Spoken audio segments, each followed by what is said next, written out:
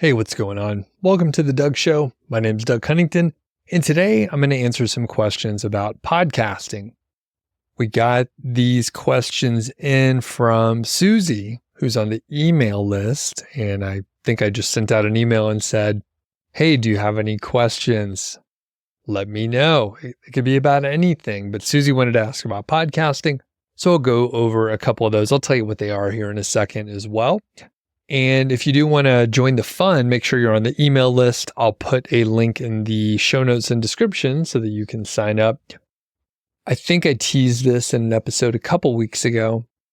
I don't know when these are coming out, but recently I did mention, hey, there will be some changes on the email list. So I'm actually going to move probably from Kajabi over to ConvertKit. I didn't like ConvertKit when it first came out, but I tested it with another one of my email lists that I have. And it's great. They've actually improved it a lot, as you could imagine. When I first heard about it, it was brand new. And I checked it and I was like, this is worse than all the other products out there. But it's been, 6 or 7 or 8 years later, and it's pretty damn good.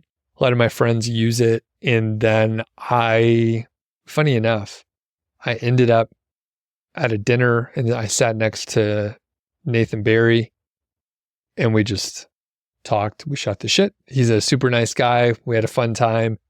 And after that, I was like, you know what? I will check out ConvertKit. So anyway, I think I'm going to move over to ConvertKit.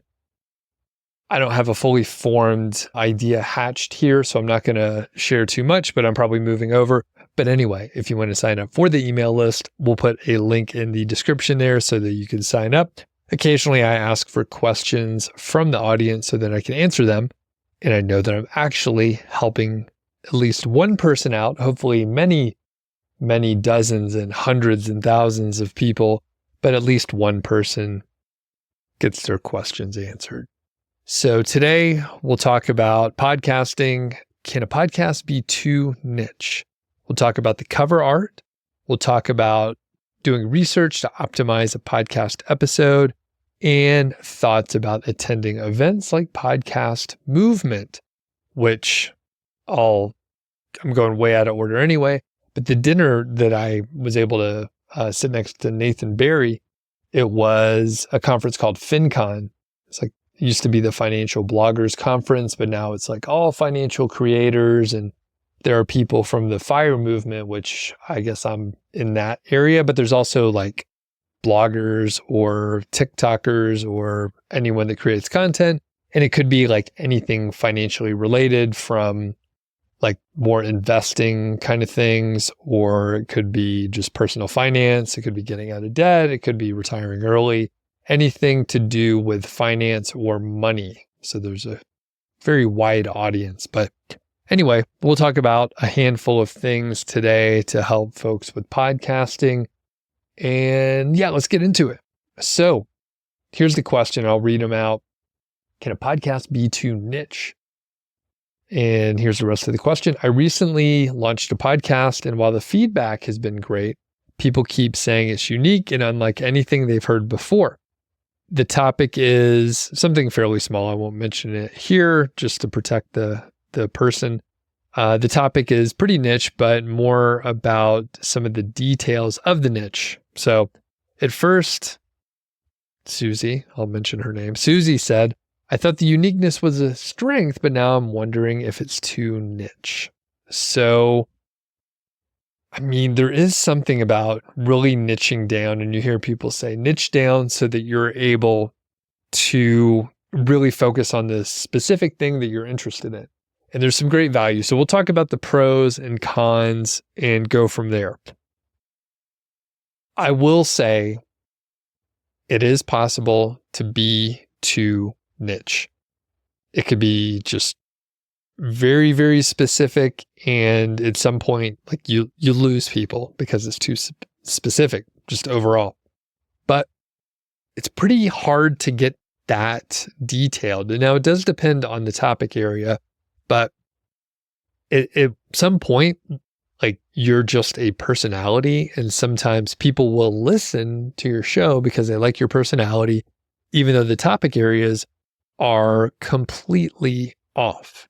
So I'll hopefully be able to give an example that kind of makes sense, but we'll see how it goes. Now, the pros of being really niche is you could have a very engaged audience because there's very few other podcasts in that specific niche. That's just so rare. The thing is, you could stand out in a kind of a crowded market by niching down a little bit farther, a little bit further. Is it further or farther?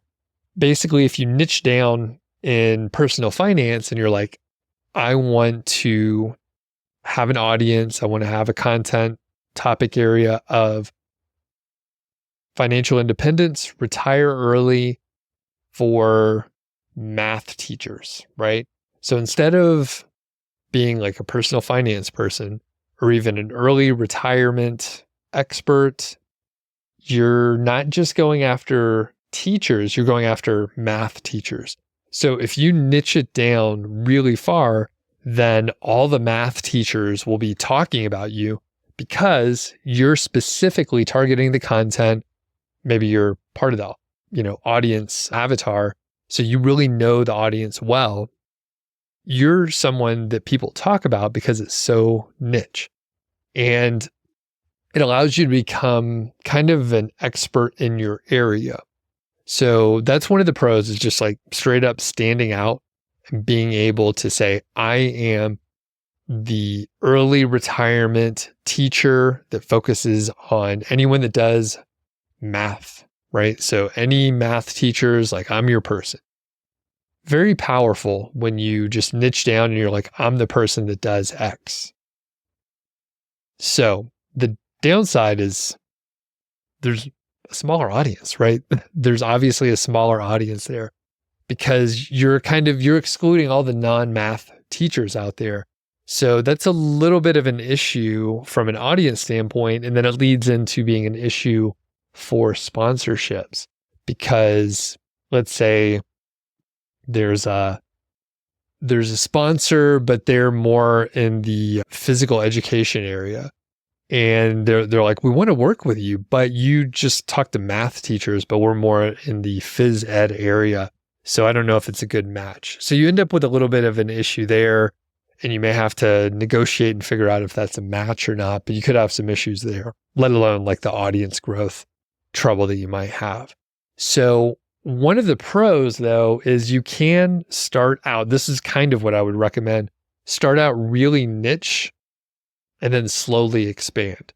So at the beginning, maybe your topic areas are really math teacher, early retirement focus, but then you broaden it a little bit. And I'm making this example extremely contrived just to make a point, but you could broaden to math and science teachers or all teachers in general. And you can expand out as you go.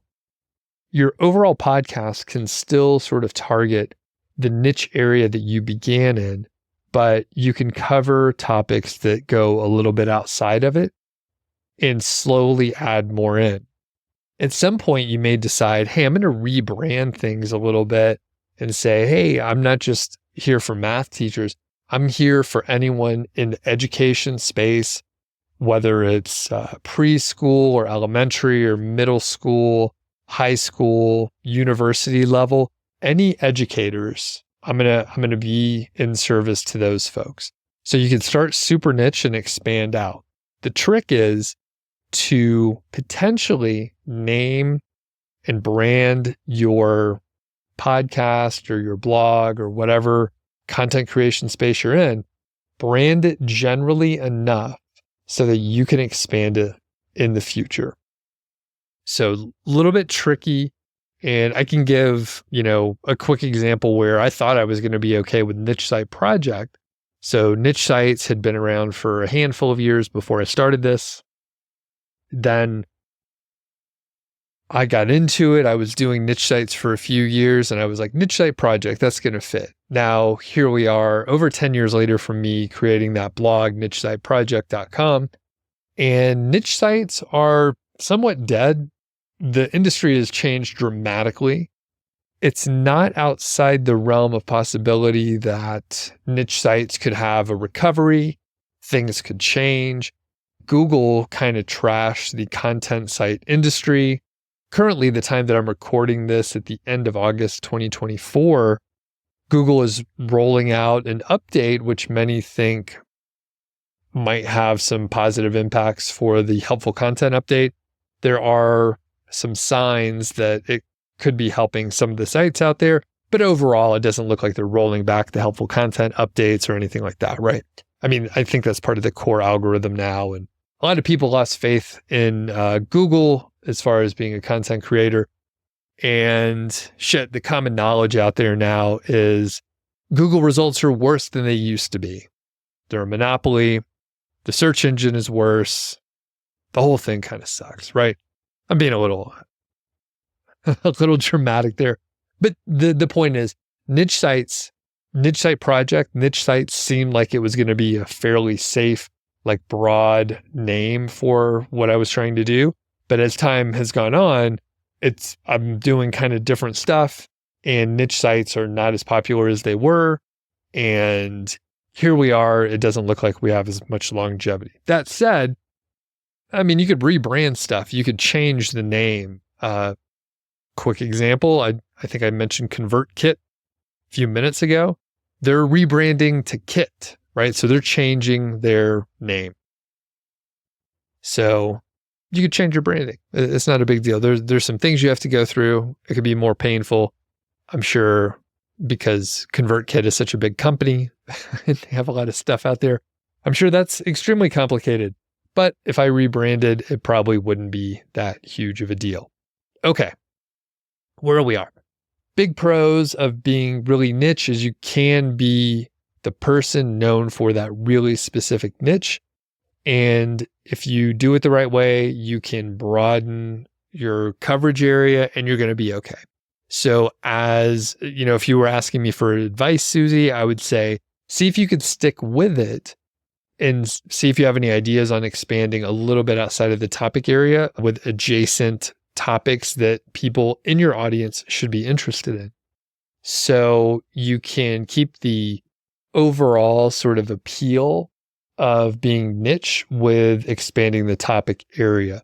So not impossible. And I think it's pretty common. Like if you check out podcasts out there, you should be able to see that sometimes they go outside their normal topic area just because it's something that they're interested in. That is maybe one of the most important things. If you're interested in it and you're passionate, then some people will stick along for the ride, even if they don't care about the topic, just because you care about it, and they'll learn something. So one of the examples I was going to give, maybe one of the biggest inspirations for this podcast at the very, more towards the beginning, but Bill Burr, the comedian. He is a comedian, so it's a different whole genre for podcasting. But he started podcasting in, 2005 or 6. At the very beginning, he started a podcast. And he basically just rambles on about whatever is going on in his week.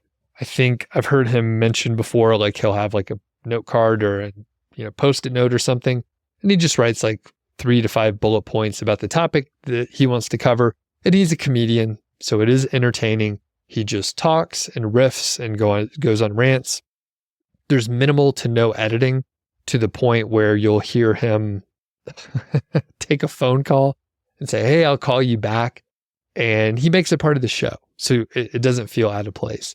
He often he thinks of something and then he'll Google it and then talk about the results. Again, no editing, right? So if I do that because I'm not as entertaining as Bill Burr, he's a professional comedian, I would potentially edit and, trim that part out, because me rambling on, reading something and then trying to form thoughts, that's not as entertaining. And the sheer size of his audience does make it work. The whole point here is he doesn't actually have a topic area other than him talking about himself, his family, things he's interested in, or interesting stories that he observed over the past week.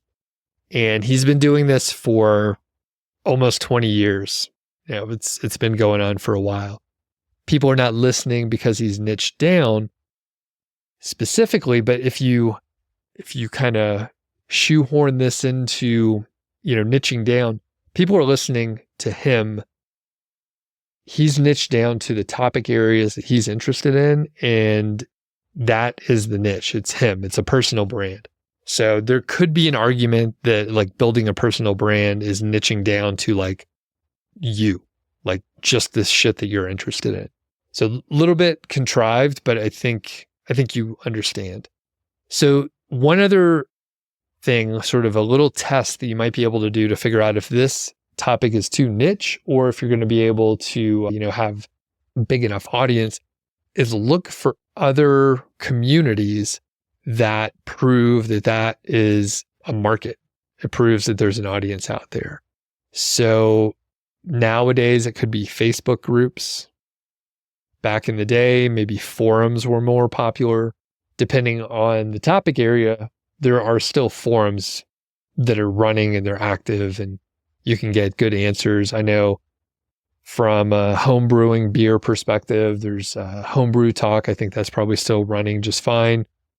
There's a huge amount of history and data out there. So people are used to going to those forum platforms versus like going to Facebook. And the thing is, like, Facebook sucks. Like, most people don't want to spend time on Facebook. They're trying to like not be on there. So I would say, these established forums and stuff, if they're established, they're probably not going to try to go over to Facebook. But the point is, you can see if there's an existing audience, Facebook, subreddits, forums in general, if there are books at the library, if there's enough interest where people wrote books and there's a community, then you probably can have a podcast in that area, because a lot of things are like sort of locally based.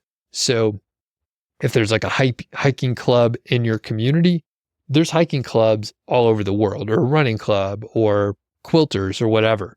So if there's an audience out there, if there's a YouTube channel, if there are other podcasts in that topic area, if there are competitors out there, then it's big enough for you to have your niche. So if you could find proof of an audience, then you know it's big enough and you don't necessarily have to worry about niching down too much. Next, we have a question about cover art. So this is the question from Susie. I've heard from various podcasting experts that cover art needs to be optimized for discoverability.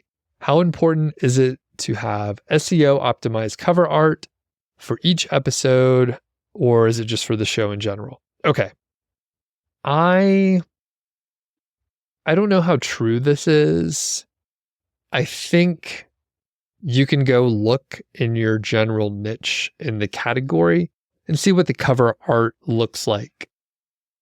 You don't need to make it complicated or fancy. You pretty much can just go to Canva and they have templates for cover art and you can play around with it.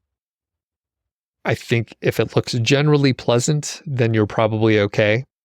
You can see some cover art has the picture of the person's face. Sometimes it's just text. Sometimes it's a little cartoony thing. There's a few different styles out there. And I would say as long as you can read the cover art, then you're probably okay. Like many thumbnail type designs, fewer words are often better versus trying to fill it up with too much. So keep that in mind. People are on their phones most of the time, so you can't make the text too small or people can't read it. High contrast is good so that people can read the text there pretty easily. And the other thing is you may want it to stand out compared to the other cover art in your niche. That's not necessarily true, but you could have a look, and if it does stand out a little bit, maybe it does have a little higher discoverability. But when you peel it back and you think about this, and you think about how you find podcasts, Susie, you think about how other people find podcasts, the best way is word of mouth. It's a rare occasion when I think, oh, you know what? I'm going to just randomly browse the podcast directory and see if I could find something to listen to. If someone tells me about it, like I was just hanging out with some friends out in Breckenridge, and they were like, oh, this podcast is great, you should check it out. It's word of mouth, right? So I value that a lot. The other top way, maybe way more common, is for me to hear someone on a podcast as a guest, and they have their own podcast. And I thought, well, I really like that person. I will check out their podcast and I'll go search for it. And then it doesn't matter in those two cases.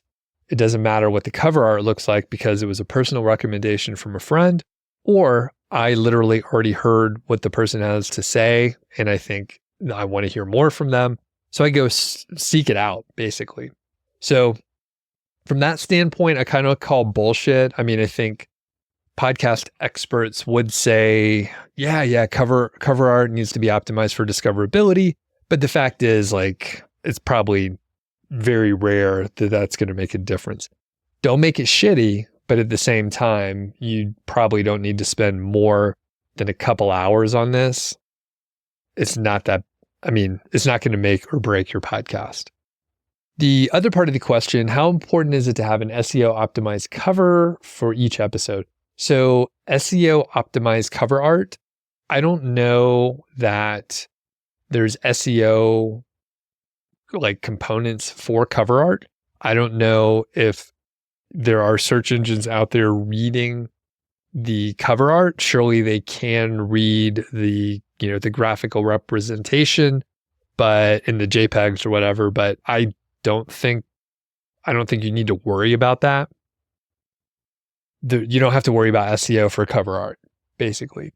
And for each episode, so do you need to do cover art for each episode? I say no. I think you can do that. Perhaps in some sort of best practice scenario, you would do that, but I don't do that. I think it would be a waste of time. I know when I listen to podcasts, I don't give a shit what the cover art is for the episode. It's like, I would look at the title. I'm usually subscribed. It's not a game-changing, you don't need to worry about it. That said, if you look at some of the biggest podcasts out there, they probably will have they will have individual episode cover art with a guest or something more specific. But my hunch is those are making, millions of dollars per year, and they have a staff and someone to do that. So my advice to you is you don't need to do cover art for individual episodes. It's a waste of time. Next question is around doing research to optimize a podcast episode. Is it similar to Google where you can type in keywords and look at the search results? Are there any podcast specific tools? So I usually don't worry about this. I'm not trying to rank the podcast episode. I assume that if people are looking, they will do the sort of normal thing where they would go to Google or they would go to YouTube or whatever their search engine of choice is and type in their question or the topic and just say podcast. And I think if you title your podcast appropriately, Google should be able to find it. It should be able to decipher that it is a podcast, and people might be able to find it. The other thing is, if I'm searching for a podcast, I don't actually go to Google. I go to my podcast player and I'll search for it there. So I usually find what I'm looking for most of the time, but not always. All that to say, it's pretty rare when people search specifically for like a podcast episode. I'm more likely to type in like a guest name and then like whatever show that I am hoping to find their interview on. So that's how I would go. You can go to, I think there's a site called like Listen Notes. I know Chartable is something. So Listen Notes seems to have a lot of data. They have some rankings and some other information on there, which I don't honestly know how they come up with the data or the because I mean, they're like saying, oh, you're in the top 1% of all podcasts in the world. I have no clue how they're getting that data because it's hard to get any sort of valuable data about podcasting analytics. So for a third party to be able to get something is, I call bullshit. I think they're making it up somehow. They have some data behind it, but I don't think it's accurate. Same with Chartable. I think Chartable was purchased by Spotify a while back. They have a little bit more data, I would suspect. I didn't do any research, by the way, on this, but I know that Chartable is under the Spotify umbrella these days, but I would assume they have a little bit more data. That said, Spotify is way behind as far as listens compared to like Apple Podcasts. I think Apple Podcasts is, I can't remember. It's like 60 or 70% of the downloads that I see. So Spotify's way, way behind. In fact, I don't know. A lot of people use Spotify, but I don't. I think I'm the odd person here. I don't use Spotify. I think I had a free membership for a couple years, and I was like, it's fine. But as soon as they started to charge me, I was like, yeah, it's not that good. I'm not going to stick with it. But anyway, Spotify, Chartable should have more data because at least a handful of people listen over on Spotify. Overall, I would say you could just kind of do the same research that you would normally do for putting together content.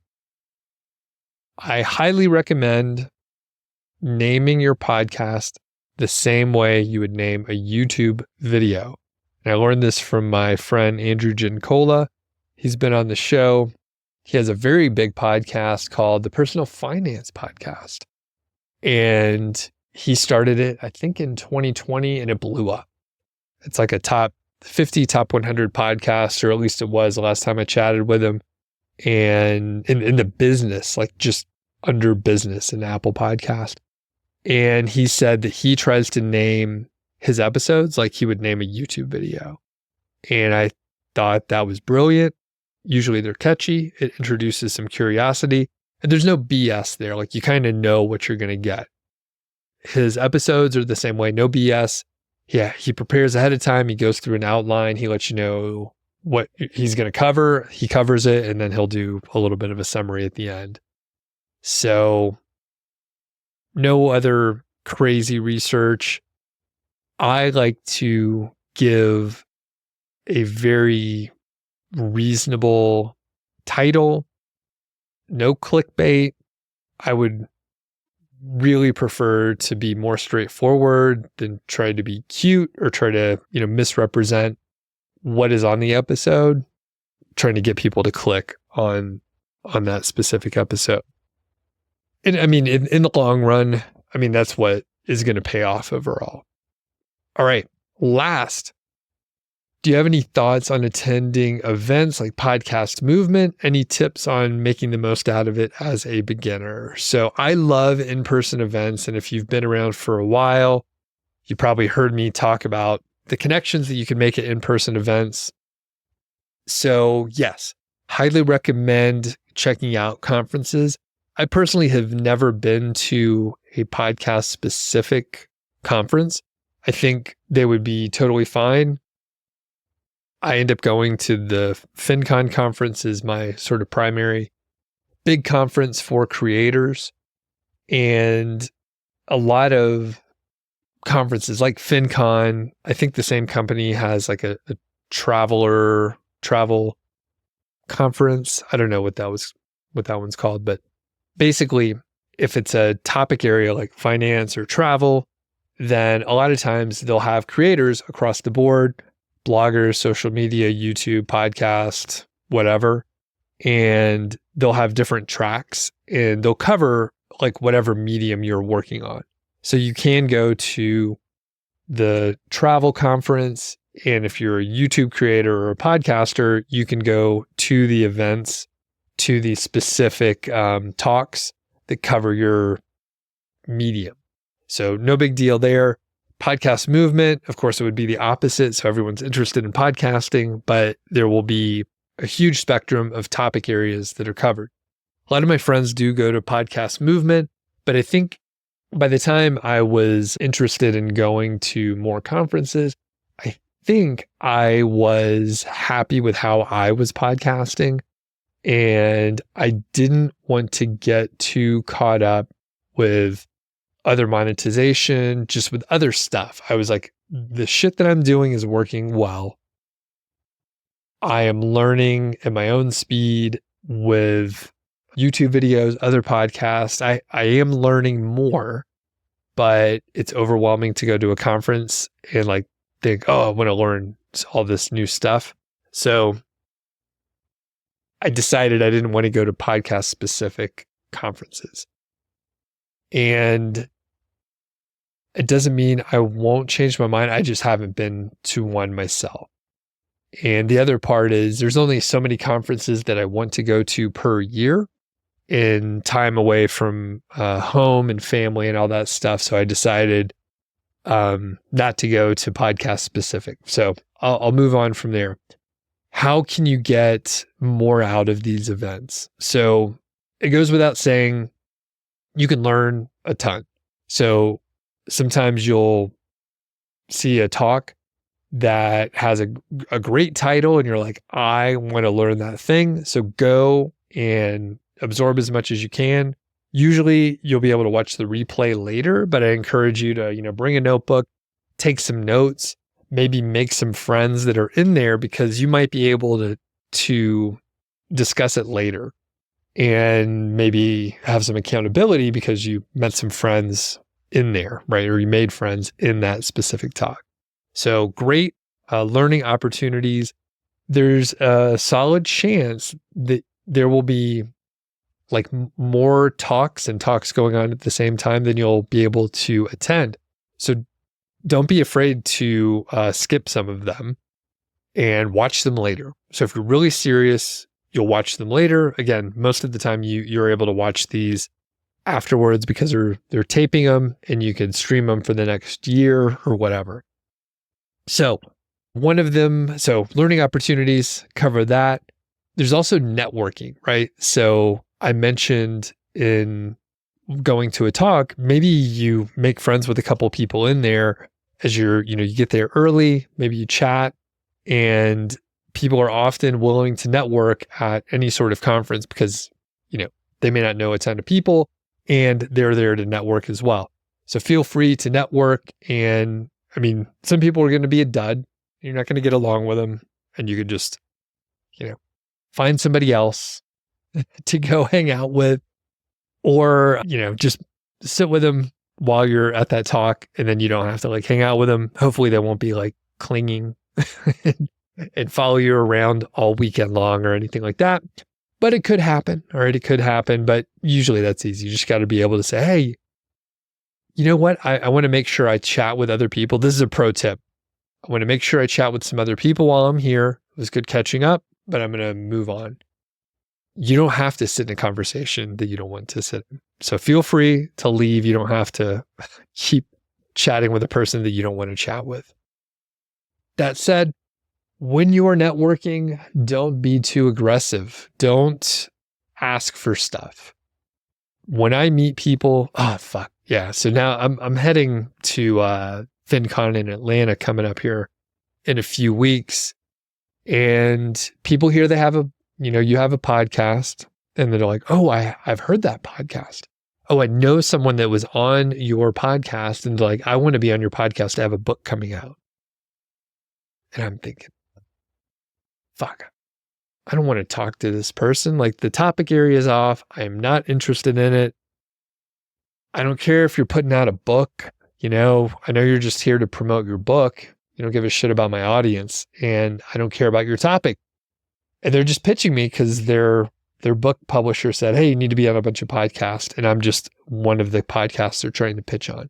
So don't do that. You got to play the slow game here. So if you want to be on my podcast, you got to start like a year ahead of time or have no agenda. If you don't ask to be on my podcast, there's a much higher likelihood that you will be on the podcast. But as soon as you ask, I am turned off and uninterested. So keep that in mind. I'm harsh and cynical, so maybe other people are a little more friendly. But my hunch is if it's a really good show, the person gets pitched all the fucking time and they're not looking for guests. I think I got an email the other day and it said, "Oh, are you guys still looking for guests?"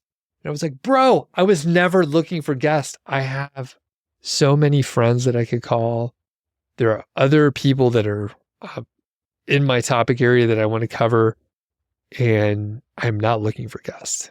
I don't know who told you I was looking for guests. I don't know if you think that I told you that, but I've never said, "Oh, wow, I really need to fill up this roster."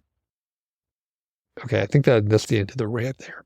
So keep that in mind. Even friendly folks get pitched so much that they don't want to hear about whatever idea you have. So just be cool, be a friend, and then you'll probably end up on the show. I have a little story on that. So my other podcast is called MileHighFi. It's about financial independence. I'll put a link in the description so you can check it out. And there is another podcast. I think it's the biggest podcast in the financial independence space. It's called Choose FI. And I met the host at a conference. We have some mutual friends, but I made it a point to just go chat. I made sure that it was okay that I sat next to him at this sort of gathering. And I was like, "Hey, I want to chat with you. I listened to your show and I want to chat with you." And because we have mutual friends, he knew I was okay to chat with for a little while. So we talked for like 40 minutes or so. And I was like, "That's awesome. That's great." And I never asked for anything, nor I didn't even want to be on a show. I just genuinely liked him. We had a lot of things in common. So I just talked to him about this stuff that I wanted to talk to him about. And we went back and forth. And, Brad Barrett is a great guy. And I think we hit it off a little bit. And we've kept in touch. And then later in the future, he said, "Hey, do you want to be on the show? We could talk about this topic." And I think I've been on the show twice. And again, it's like one of the biggest podcasts in the space, but I didn't ask to be on the show. I didn't even have that in my mind. I was just like, I like this guy. And it was a great conversation. And he was like, "Oh, I could talk to you some more." So, that's the thing, like network to build the connections. And then in the future, something may come of it. It might not be in 6 months or a year or 3 years. It might be several years later, but something could develop over time. So just meet. What you can do. I really got off track with my rant there. So Susie, we're back on track here. What you can do when you're networking is do something nice for the other people. And that, hopefully it'll be a mutual beneficial situation where, you're like, "Hey, I need an expert to talk to about this topic. You seem like you know something about it." And if they have a book, if they have all the other stuff, then you ask them, but you're doing something kind for them. But don't ask too much unless you get the right vibe, right? So like many of the things, here are the guidelines and the rules and follow these, please. But then break them when the time is right. You don't have to follow the rules all the time. You just have to just kind of make sure it makes sense in the context and, try not to offend people and stuff.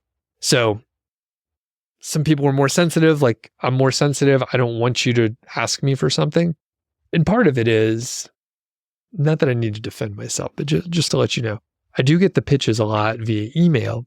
But then when I do go to some of these in-person events, there's still like a dozen people trying to shove their card in my face about, again, authors are the fucking worst. And they're just like, "Hey, I want to really be on your show." And, they don't know my audience. They barely know me. And I'm like, you know what? Actually, this time I may just be like, "You keep your fucking card. I don't want your card." What am I going to keep like 15 of these in my pocket and then throw? I have a stack of them over there that I never look at. So just, be cool when you're doing networking. Go in a giving mood, not in a mood where you're going to be asking for something. Okay. Next, is the sort of industry exposure that you might be able to get. So if you have the opportunity to go through the expo, there are companies that paid a lot of money to be there and talk about their goods. And some of them are going to be a total mismatch, but some of them will be pretty good. So go through there. Those are the folks that paid to be there, and you can give them your business card. They'll probably give you yours. Those are the people that it's like a pretty transactional situation. So you can treat it as a transaction. I can't remember who it was. Someone I bumped into at a FinCon. It wasn't quite a good match, but I was interested in the product. So I was like, sure, you could be on the show. Yeah, we'll do it. I'm going to ask some hard questions. So just, you got to roll with it. And he was like, okay. And it was fine. It was actually fine overall, but I had not an ulterior motive, but I was interested in the product. So it worked out okay. So you can get some industry exposure. One more level up on that. You just started your podcast, Susie, so you might not be the right person on this, and you have to plan this like months ahead of time. However, if you are a beginner, you could say this, all right? So my suggestion is if you can be a speaker, it puts you at a completely different level. So if you're a speaker, it's a speaker on your little name tag thing, you usually get invited to some networking events. You get invited to additional networking events outside of the normal conference goer. And sometimes these are put on by sponsors of the full conference. So you get like just extra stuff. So that's cool.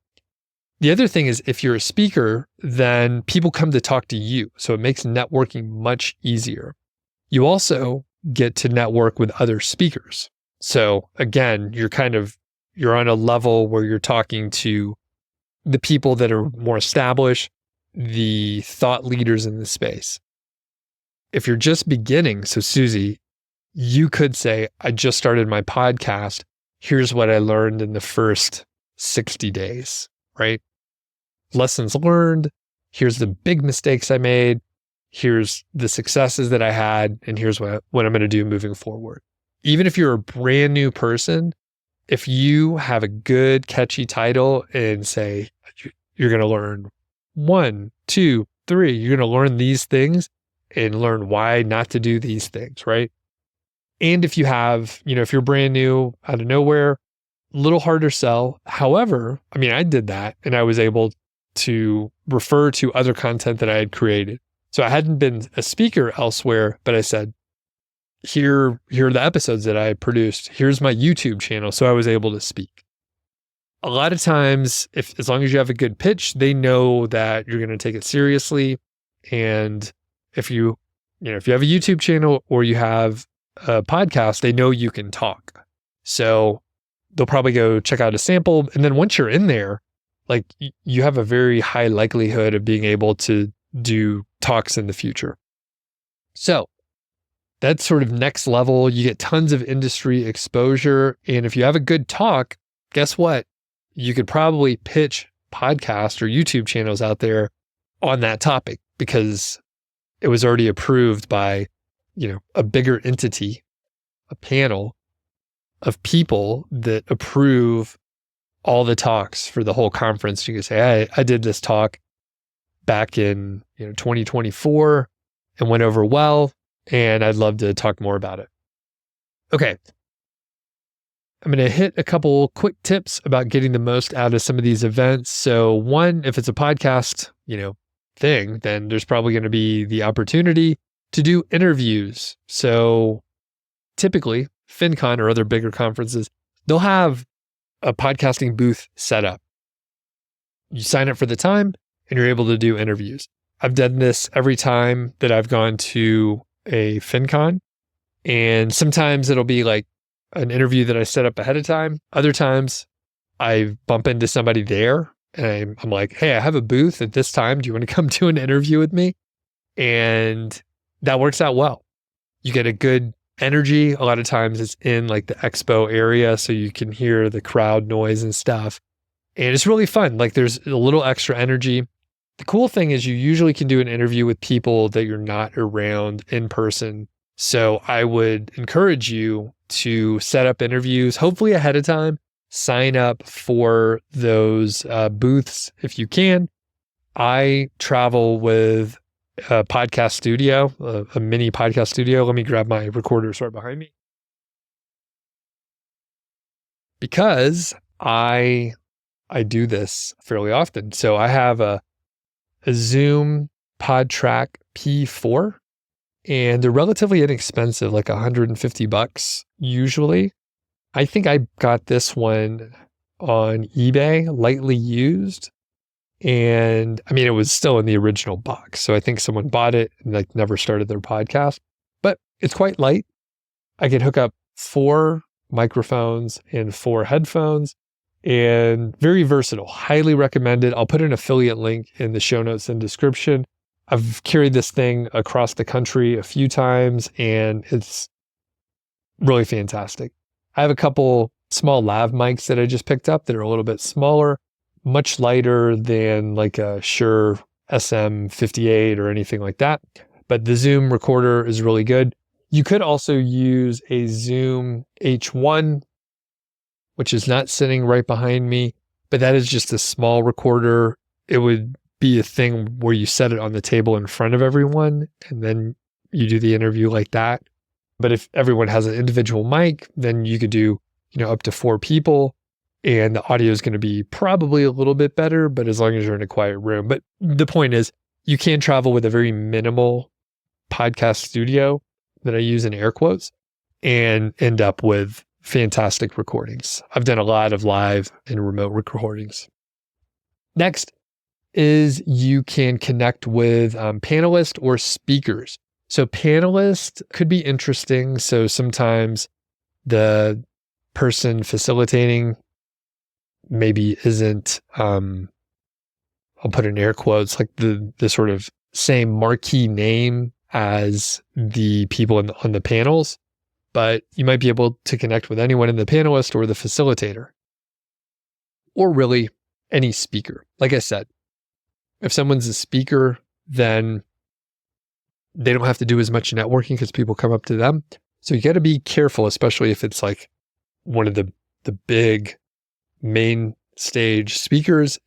You can't connect with them like right then. They're going to have a fucking crowd of people following them around half the time anyway, because they're often like big names and people will just follow them around. So the smaller stage people are a little bit easier to connect with. A little pro tip is after they've done the talk, they might be a little bit more relaxed, but not immediately after, because people end up rating the stage from the audience. And then that person is sort of like backed up and they're like trying to get out of the way for the next speaker. But then there's like 15 people trying to talk to them. So you kind of have to give them some space. You can connect with them later, maybe wave at them, connect with them later at one of the events, and that's totally cool. If you can, you might be able to connect with the speakers before they do their talk, like 2 days before they do their talk. But often, not always, but often, people that have a talk coming up might be a little bit anxious or nervous if they haven't done a talk before. So if they're pro speakers and they've done the talk many times and they kind of go on the circuit, then they're not going to be that nervous. They're like, I gave this talk like the last couple of years, no big deal. But if they're anxious, respect that. You could even say like, oh, I'm so excited for your talk. Are you nervous at all? And they'll let you know like, oh yeah, I'm freaking out. I need to get some more rest. I'm afraid, I'm scared of the audience or whatever. But if they've done it a few times, then they're going to be a little more chill. So kind of get a feel. But if you're able to connect with them before their talk, then there might not be as many people like following them around. And you may be able to, make a brief connection before their talk and then like hook up with them later. So connect with the speakers and the panelists. Next, this is a little pro thing. You can lead a mini event. So depending on what the conference is and where it is, there might be little events that the conference organizers kind of need help with. So for FinCon, I just got an email that they're going to have like little like breakout dinners. And it's a group of, I think, like 6 to 10. One person heads it up. They find a restaurant in the area. People sign up. And then you go as a group, and it's just like a smaller group. So it's not too overwhelming. And I think they cover the cost of the organizer's dinner or something like that. So it's kind of minimal. I don't know how much they're going to cover. I bet it's like $50 or something. You could also host like a tour. So my buddy Nick Loper, I think in New Orleans, hosted like a food tour. And I think it filled up like that. I started hearing people say, "Hey, are you going on Nick's food tour?" I was like, "What are you talking about?" And he just contacted a company that gives food tours, and it filled up almost instantly. So you could do something like that where you're sort of like a hub of something. You don't have to actually even go through the official channels if there's, not anything set up. Because a lot of times these conferences have apps now and there's a feed, and you could probably just say, "I'm organizing my own event. We're going to eat at this place because I love this kind of food, and we're going to have a discussion. There's a spot for 10 people, and contact me. You're looking for this kind of person to connect because it's podcast focused," or whatever. If you're the hub, you could say exactly what you want. And the fact there's hundreds of people that are going to be there, you're probably going to get a small group of folks to hang out. The other thing you could do, if you actually have a little bit of a bigger audience, some of my friends have done their own little tasting. So my buddies, Matt and Joel from a podcast called How to Money, they usually do a meetup at a brewery. And cool thing, so for FinCon coming up here, they are speaking, number one. So Matt and Joel are speaking, but I'm pretty sure they're going to be doing one of their meetups because they're out of the Atlanta area. Funny story, I actually stayed in Atlanta about almost to the year anniversary. I stayed in the same town that Matt and Joel live in and bumped into Matt randomly. I wasn't sure if I was going to be able to connect with him, but I saw him on the Greenway. He was going to or from his CrossFit class, and I was walking Georgie, and then Matt was like, "Doug, is that you?" And then we were able to hang out. But the point is, Matt and Joel always do a meetup, a separate meetup, because they have enough listeners. And I've hung out with them in Austin. I think that was first time that I met those guys. And again, FinCon, and it was at a brewery. All right. So the other little tip is you can potentially connect ahead of time, especially with the speakers. So if you see the list of speakers, you can find out what the person is doing. So most likely they have an email list. So even if they are a social media creator or YouTuber or a podcaster or whatever, they have probably a way that you can get in touch with them. If you connect with them ahead of time, you could, go ahead and establish that you are a cool, non-creepy person that would be good to connect with, and you can keep an eye out for them. And the thing is, a lot of the time, depending on the conference and the vibe and all that stuff, you're going to see people in the hallway, right? The expo center is going to have, people hanging out. There's going to be little breakout groups. I end up seeing friends in the gym at 7 a.m. I end up seeing people in the lounges. You just you stand there by the elevator, and you will see people that after you go to these a couple times. And that's the super cool thing. So I'm going to FinCon in a couple months here coming up. I'm not specifically looking to learn anything. It'll be great if I do. I'll watch the talks that my friends are doing. I've decided I didn't want to pitch a talk. I had a couple of great ideas, but I was like, you know what? I think I just want to chill. I'm going to hang out with my friends mostly. So at the end of the day, it comes down to that. And if you do your networking in an effective way, where you're just like, "Hey, I want to meet some cool people," that's all I'm trying to do. I want to hang out with my friends and I want to meet some people that I haven't met before. So it's pretty straightforward if you have that sort of, open mind and you're a fun, nice person. You should have a fun, nice time. So post-event, you can follow up with folks afterwards, especially if there was like some action item or something like that.